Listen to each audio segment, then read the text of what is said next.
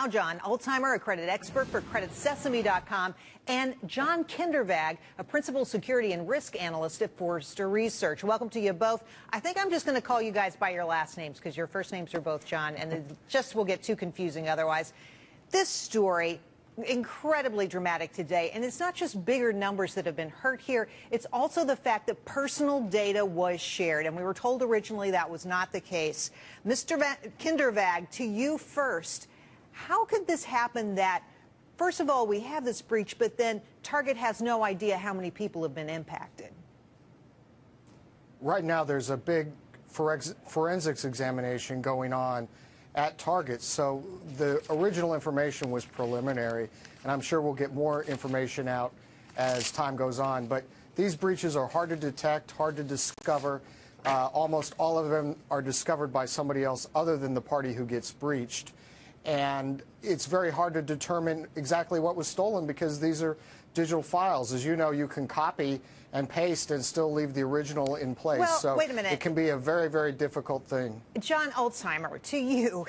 Okay, so it was days, in fact, weeks between the time that Target announced that they had been breached and when the breach started. The breach started on Black Friday. Weeks and weeks and weeks go by before Target says word one. Meanwhile, reporters all over the country are asking questions. So, I mean, it just begs credibility, I think, here to say that, you know, oh, they're the last to know. They shouldn't be the last to know. They should be the first to know. Isn't it their responsibility to protect us? It is. And you know what's most problematic about this? In my mind, it's not necessarily that we've gone from 40 million to 70 million. That's problematic. But what's really problematic is we went from, oh, it's just payment information and debit card pins to now it's personal information, which is the key to true name fraud. So in my mind, that underscores the importance of everyone who shopped at Target during that time frame to get their butt on the phone to the bank and get their card either reissued or change that PIN. All right, Mr. Kindervag, let's take a look at the personal data that's been breached here. Names, addresses, phone numbers, credit and debit card numbers, card expiration dates, debit card pins, embedded codes. You know, it sort of begs the question, shouldn't they have prevented this? You said to our producer, these companies know they should have been encrypting that data to prevent this, that they could have prevented this. How so? Well, there's a lot of standards and there's a lot of well-known practices for preventing this kind of breach. So encrypting that data would have prevented it. They chose not to do it for one reason or another, probably the expense of it. But credit card security and data security in general is a pay me now or pay me lots more later kind of business. So if you're not willing to pony up the money up front, you're going to pay a lot more on the back end. Well, and that's what they're discovering. Mr. Ulzheimer, to you, pay me now, pay me later. The pay me later quotient of this is pretty scary. You say that there's a lot of money on the line now per credit account. There is, and the numbers vary, but this is going to cost them well over $1 billion. And that doesn't even include the goodwill that they've lost with their customers, and it also doesn't include the amount of money that they're going to have to spend on credit monitoring to cover up to 70 million customers. All right. Well, Mr. Kindervag, you know, you talk about the actual losses, and then there are the losses from, you know, consumers just being worried. Apparently their sales at the end of the year were punk.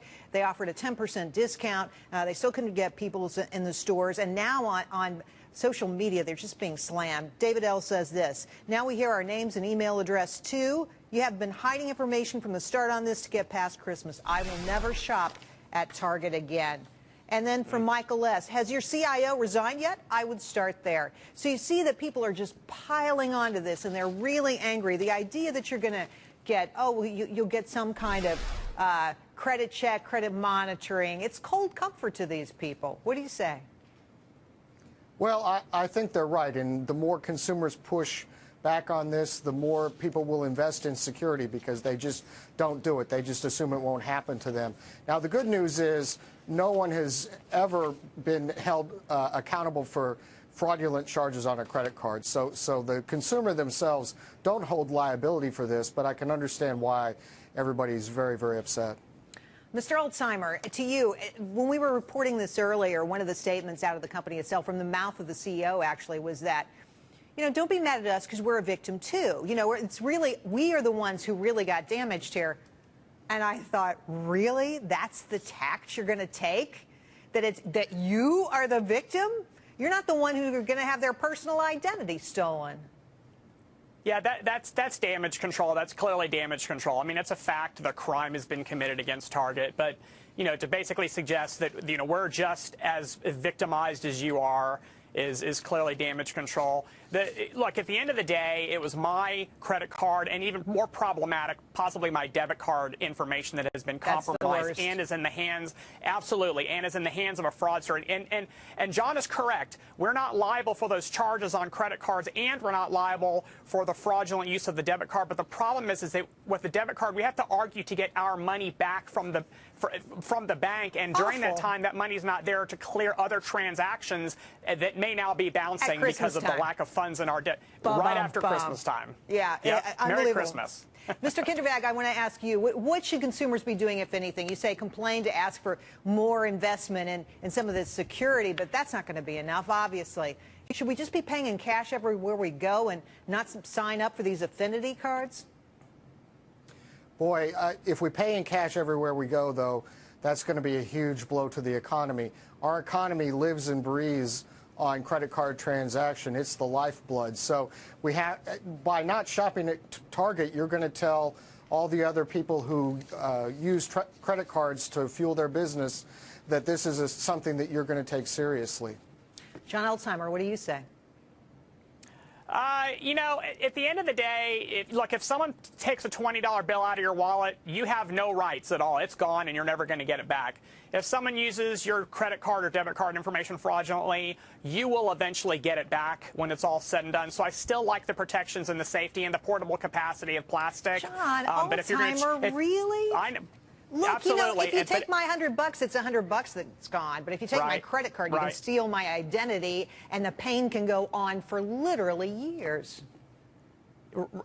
No, I understand. And there's, look, the devil's in the details, and we can all shell up and never ever shop anywhere again. But that's just unrealistic, and I don't think it's healthy for people to go that direction. If you're going to choose to use plastic, you can do it with cash, my friends. There's this thing called cash. I don't have a dollar with me right now, but I would hold it up in front of the camera if I did. It's old-fashioned, but it works.